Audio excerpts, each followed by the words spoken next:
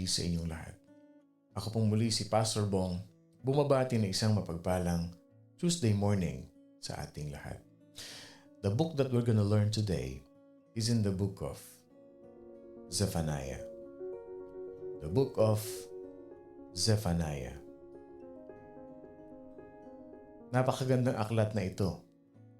Minsan, sasabihin nila mahirap daw maintindihan. That's not true. The leading of the Holy Spirit will teach us, will guide us how to really understand this book. Ano ang ating biblical foundation sa book of Zephaniah? I'd like to read the book of Zephaniah chapter 3 verse 17. The Lord your God in your midst, the mighty one, will save. He will rejoice over you with gladness. He will quiet you with his love. He will rejoice over you with singing. Basahin po natin sa Tagalog.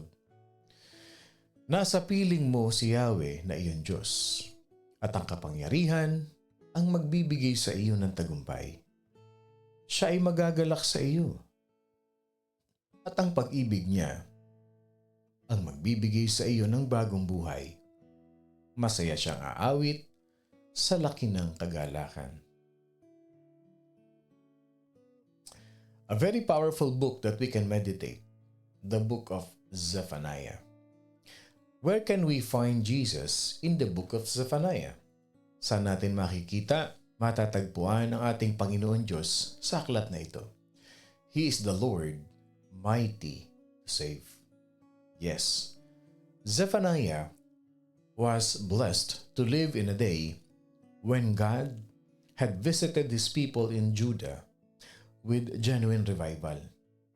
Panahon ni Zephaniah na ang presensya ng Panginoon Diyos bumaba mula sa langit at naramdaman ito ng buong Judah.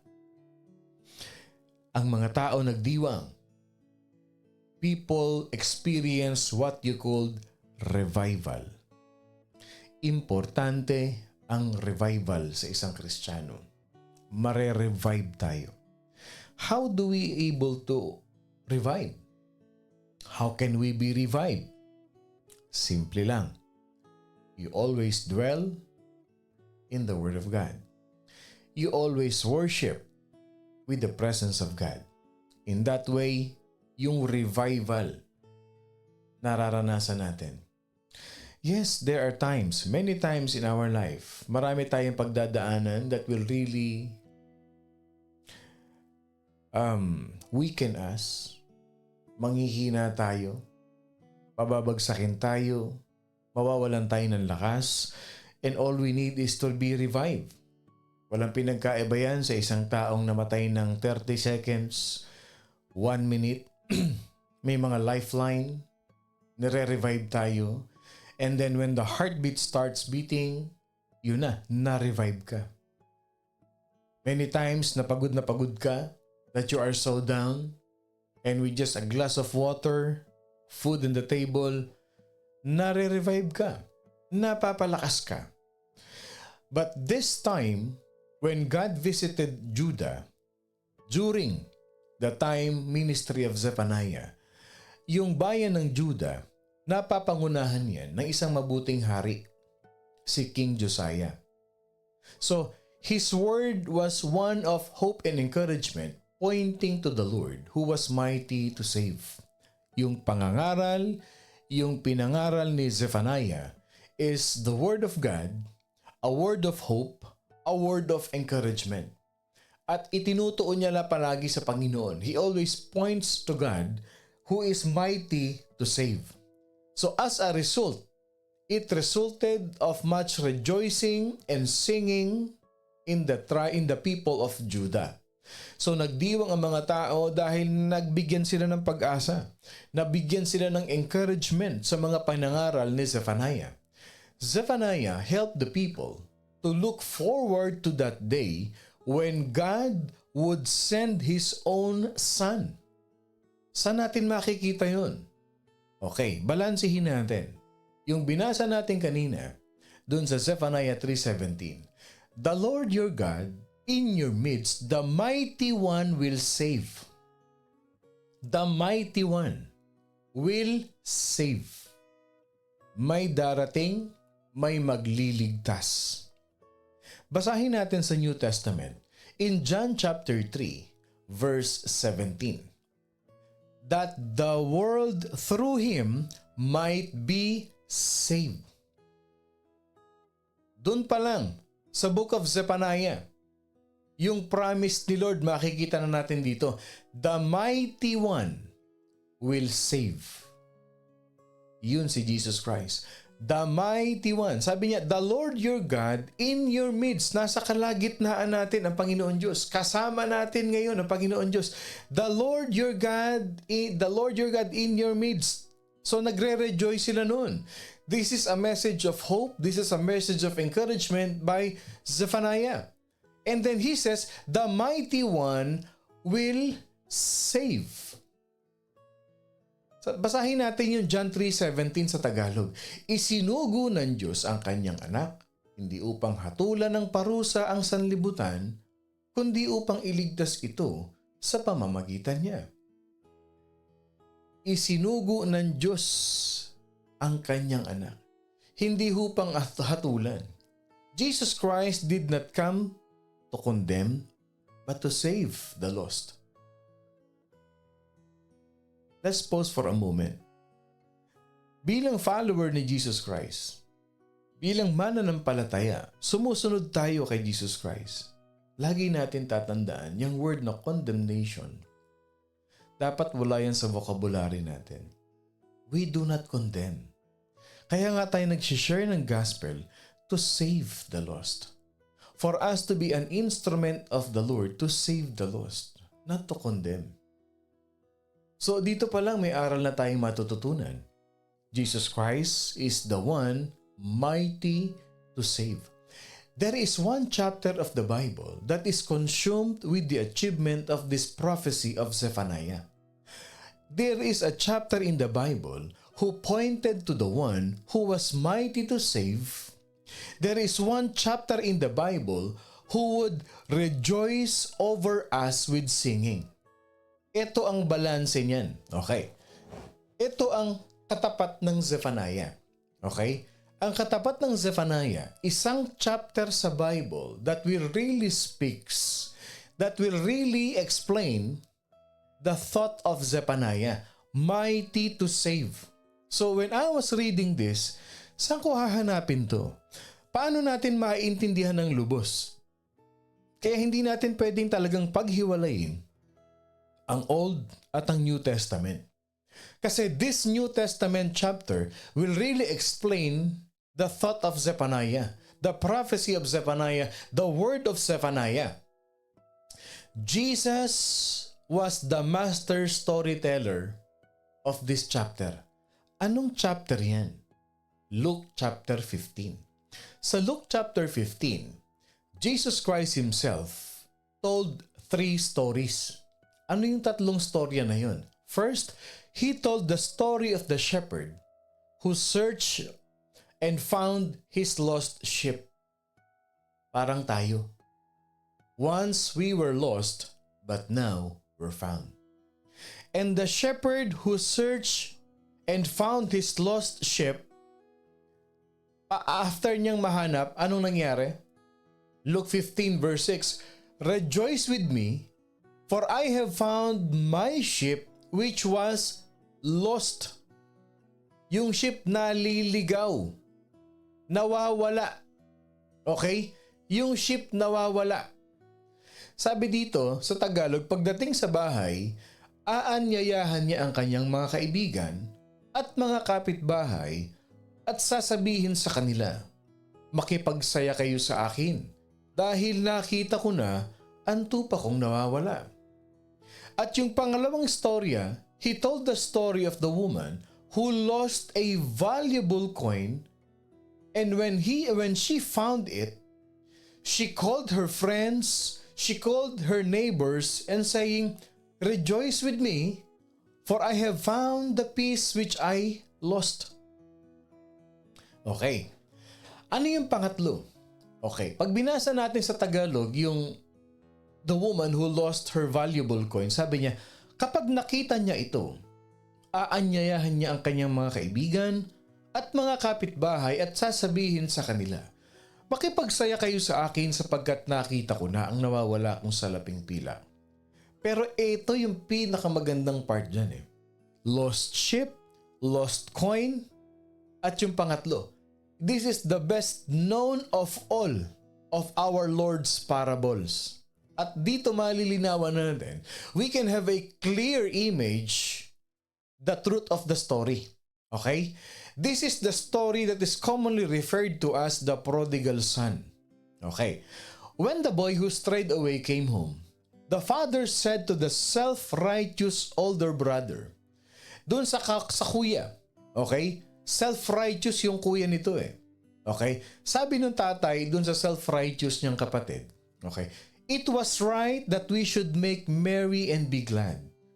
For your brother was dead and is alive again, and was lost and is found." Ano sabi niya sa Tagalog? Nararapat lang na tayo magsaya at magdiwang, sapagkat namatay na ang kapatid mo, ngunit nabuhay.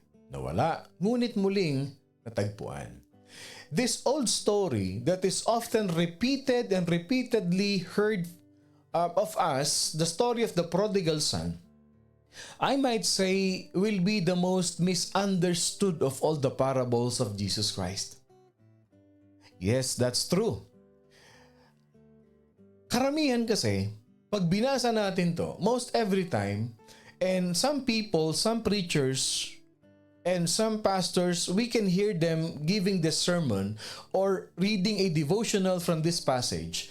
The wayward son o yung alibughang anak is on the center stage.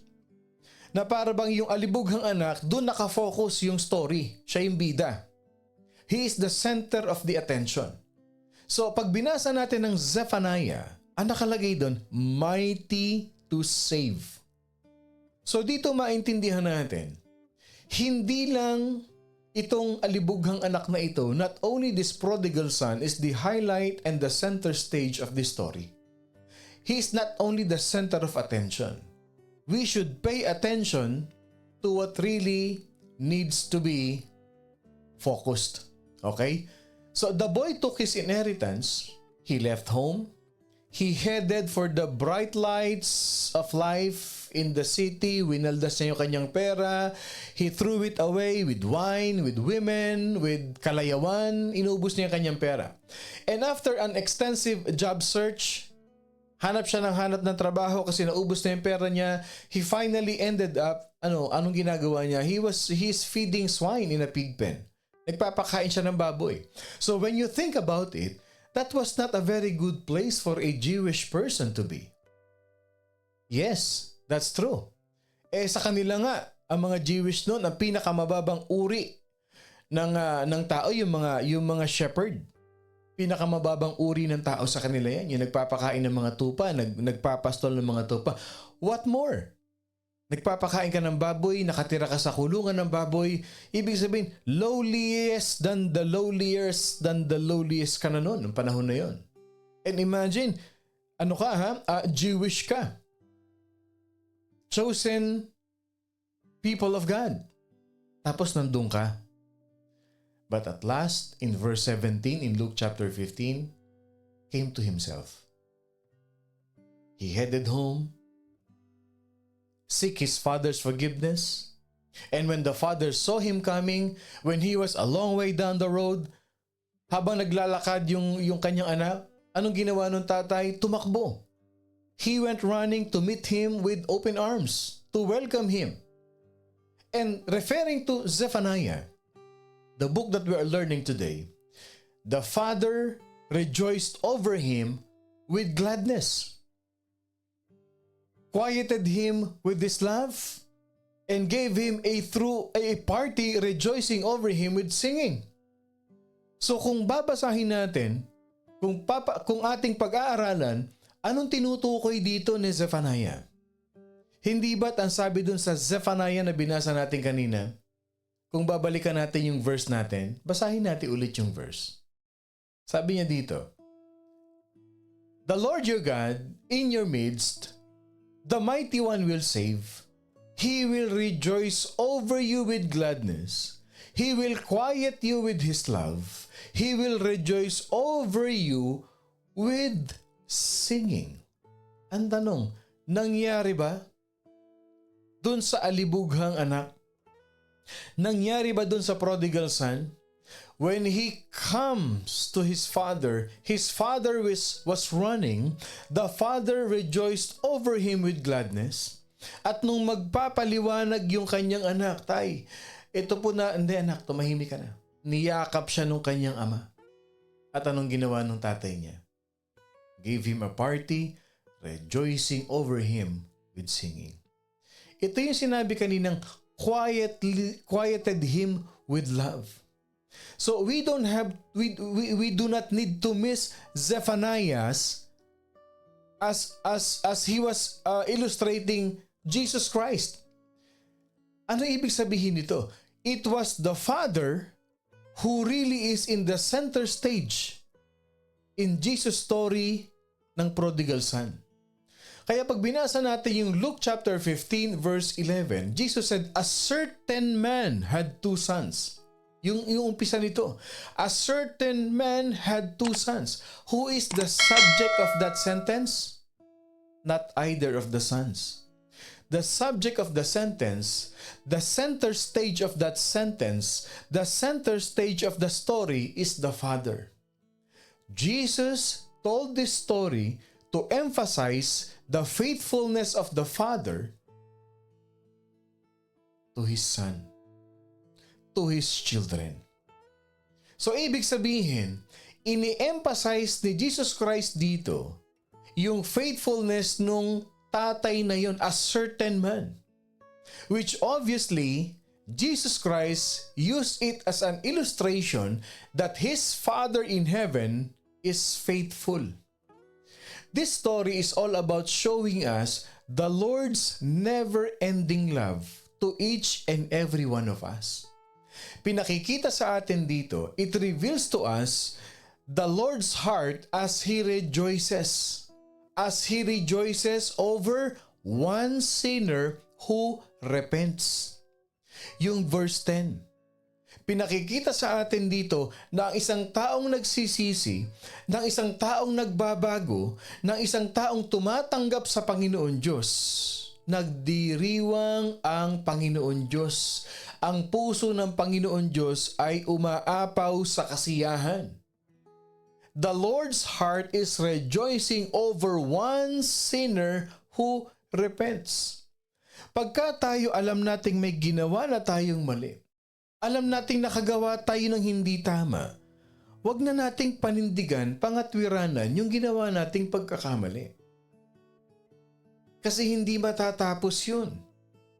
Pagka tayo may nagawang mali, alam mo sa sarili mo na may mali kang nagawa, mag-repent.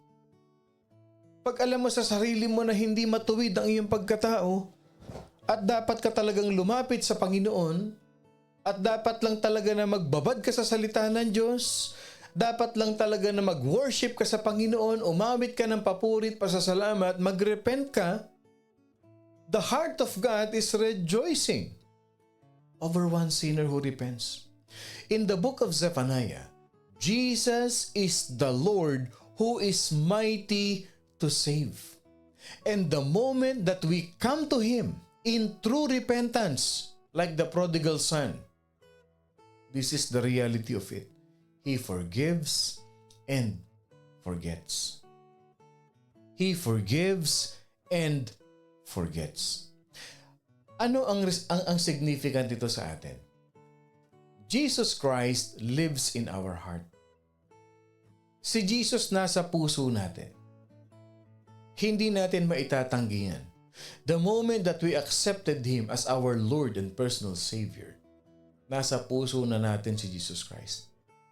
So ibig sabihin, yung repentance, pagtalikod sa maling gawain, pamumuhay ng panibagong tao ka na, dapat nakikita sa atin yan.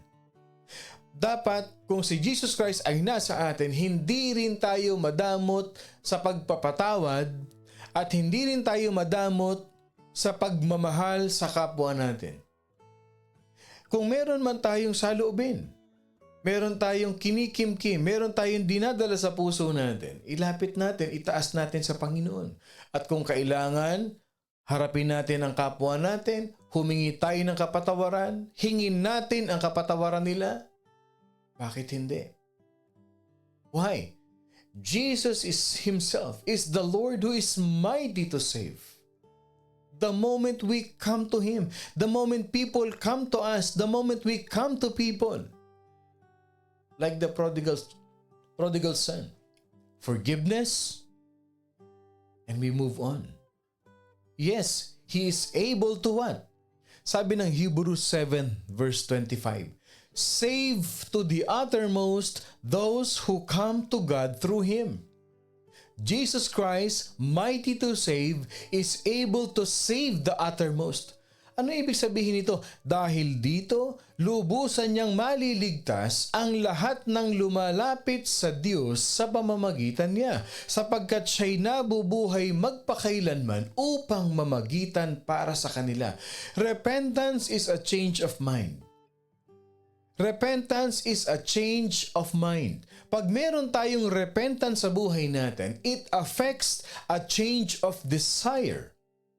Pag napapalitan yung desire sa puso natin dahil na bagong isip natin, it will result in a change of action. Tandaan natin, right knowledge of wisdom and understanding that comes from the Word of God, that we fill our mind kung anong pumapasok sa ating isip, kung anong pumapasok sa ating puso, yan ang lumalabas sa atin. Repentance. Ang ibig sabihin ng repentance, 180 degrees. Kung ano ka noon, iba ka na ngayon. Iba ka na. Nagrepent ka na. Kung pumasok ka lang sa kwarto mo, nagpray ka, umiyak ka, at paglabas mo ng church, paglabas mo ng room mo, paglabas mo ng prayer room mo, ganun ka pa rin, hindi ka nagrepent, umiyak ka lang. Hindi ka nagrepent. Umiyak ka lang. Repentance is a change of mind. We as followers, believers of Jesus Christ, we should have a change of mind. Para yung desire natin, yung pagnanasa natin, yung mga bagay na nasa puso natin, nababago din. Pag nabago ang isip, nabago ang puso, nababago ang action, nababago yung ginagawa natin, mga kapatid. So ano nangyari dito? Kung babasihan natin yung prodigal son. First, the prodigal son changed his mind. Kasi sabi nung Luke 15:17, he came to himself. Napag-isip-isip niya. Nag-umpisa sa isip. So ano nangyari ngayon? So, repentance is a change of mind, which affects a change of desire, which results in a change of action. Nandito yung tatlo na yan. Nandito yung tatlo na yan. So, sa Luke 15:17, sabi, he came to himself. Sabi doon sa Tagalog, napag-isip-isip niya. So, nung naisip niya, he changed his desire. O, basahin natin yung verse 18. I will arise and go to my father. Yung desire niya ngayon, tatayo ako dito, pupunta ako sa tatay ko. Babalik ako sa aking ama. Yun ang desire niya. Nung napag-isip-isip niya, ang naging desire niya, bumalik sa tatay niya. At nung verse 20, yung actions niya na bago. Ano yung verse 20? He arose and came to his father. Yun yung action. At siya ay nagpasyang umuwi sa kanila. Naisip, yung desire, nagnasa siya, nagnais siya na bumalik sa tatay niya, and his actions, nagpasyang umuwi. At ano nangyari? The rejoicing began. Why? Because Jesus is mighty to save. The real message of this story is that Jesus, at every turn, is continually surprising us, continually giving us, showering us with His grace and with His mercy. We may come walking back to Him. Babalik tayo sa Kanya. When suddenly we realize at nabago yung desire natin at gagawin na natin. at babalik tayo uli sa Kanya. Pero ito maganda. Habang papalapit ka sa Kanya, si Jesus Christ tumatakbong papalapit sa iyo. Hindi mo na kailangan magpaliwanag. Sasabihin ng Panginoon, alam ko na. Nabasa ko ang puso mo, nakita ko kung anong naisip mo, at nakikita ko ngayon kung anong ginawa mo. Importante yan sa buhay natin. There will come a time in our life na tayo matitisod. There will come a time in our life na tayo magkakamali. There will come a time in our life na magfo-focus tayo sa sarili natin. Na hindi tayo magiging maingat sa mga sinasabi, iniisip at ginagawa natin. Just like the prodigal son. In the book of Zephaniah, the words of the Lord was revealed by Zephaniah. Ano ang point dito?